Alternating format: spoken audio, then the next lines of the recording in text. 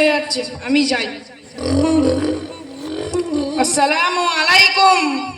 হ্যাঁ হ্যাঁ, ওয়ালাইকুম আসসালাম। কি ব্যাপার ইমামুল, তুমি এখানে বসে খেলা করছো যে? স্কুলে যাবে না তুমি? না, আমার স্কুলে যেতে ভালো লাগে না। এখানে কত সুন্দর করে খেলা করছি, আর স্কুলে গেলে শুধু স্যারদের বকবকানি শুনতে হয়, যেটা আমার একদম ভালো লাগে না। ঠিক আছে, খেলা করো তুমি, আমার স্কুলের সময় হয়ে যাচ্ছে, আমি যাই। হ্যাঁ যাও যাও, পড়াশোনা করো, উদ্ধার করে দিও। যত সব পণ্ডিত খেলা মুডটা নষ্ট করে দিও।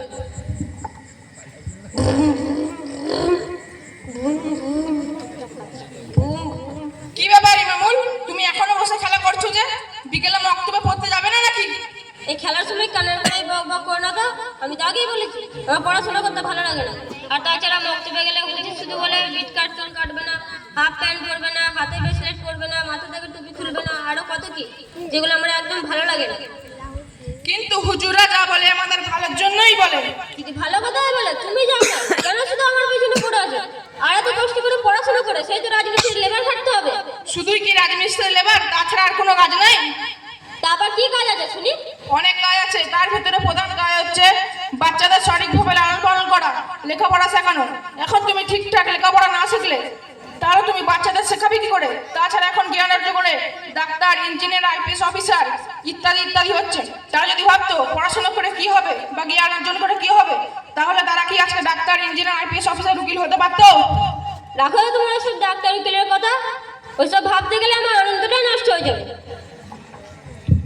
তুমি শিক্ষার কথা বিশ্বাস করলে না, তবে কোরআন হাদিসের কথা বিশ্বাস করবে তো? কেন, কোরআন হাদিসে আবার শিক্ষার ব্যাপারে কিছু বলা আছে নাকি? তাহলে শোনো, মহান আল্লাহ কোরআনে যে প্রথম আয়াত নাজিল করেছেন ইকরা, যার অর্থ পড়ো। আমাদের নবীজি সাল্লাল্লাহু আলাইহি ওয়াসাল্লাম বলেছেন তলাবুল ইলমি ফারিজাতুন আলা কুল্লি মুসলিমি ওয়া মুসলিমাতি।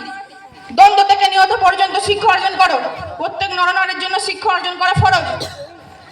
আমাদের নবীজি আরো বলেছেন বিনাল মাহাদি ইলাল লাহাদ, দ্বন্দ্ব থেকে নিহত পর্যন্ত শিক্ষা অর্জন করো। এখন যদি তুমি শিক্ষা অর্জন না করো, দ্বন্দ্ব থেকে নিহত পর্যন্ত শিক্ষা অর্জন করো। শিক্ষার বিষয়ে কোরআন হাদিসে আরো অনেক কিছু কথা আছে, সব বলতে গেলে অনেক সময়ের ব্যাপার। তুমি শুধু আমায় বলো যে কোরআনে নামাজের কথা বলা হয়েছে, সেই কোরআনে তো শিক্ষার কথা বলা হয়েছে, তাহলে নামাজ না পড়লে যদি গুনাহ হয়, তাহলে শিক্ষা অর্জন না করলে কি গুনাহ হবে না? পৃথিবীর সবাই যদি শিক্ষা অর্জন না করে তাহলে কোনো অসুবিধা নাই, কিন্তু ইসলাম ধর্মের প্রত্যেক ছেলে মেয়েদেরকে অবশ্যই শিক্ষা অর্জন করা অবশ্যই দরকার, কারণ আমাদের প্রধান ধর্মগ্রন্থে শিক্ষা অর্জন করা ফরজ করা হয়েছে। তোমার কথা শুনে আমার জ্ঞান চক্ষু খুলে গিয়েছে। কোরআন হাদিসে শিক্ষার ব্যাপারে এত সুন্দর করে বলা আছে, আমার জানা ছিল না। আর এত সুন্দর করে শিক্ষার ব্যাপারে আমাকে কেউ কখনো বলেনি। আমি তোমায় কথা দিচ্ছি, আমি আর পড়াশোনা কামাই করবো না। আলহামদুলিল্লাহ, খুব ভালো। আচ্ছা, তুমি এত সুন্দর কোরআন হাদিসের কথা কোথায় থেকে শিখেছো আমায় একটু বলো। আমি বেলসার গেরুডাঙ্গা জামে মসজিদে ইমাম সাহেবের কাছে শিখেছি। আমিও বেলসর গেরুডাঙ্গা জামে মসজিদে পড়তে চাই, আমাকে পড়তে নেবে? হ্যাঁ, পড়তে নেবে। তাহলে চলো যাই। চলো যাই। আমরা সকলেই শিক্ষা অর্জন করবো ইনশাল্লাহ। আমরা সকলেই বেলসার গেরুডাঙ্গা জামে মসজিদে শিক্ষা অর্জন করতে যাবো ইনশাআল্লাহ। আসসালামু আলাইকুম। সকলে শিক্ষা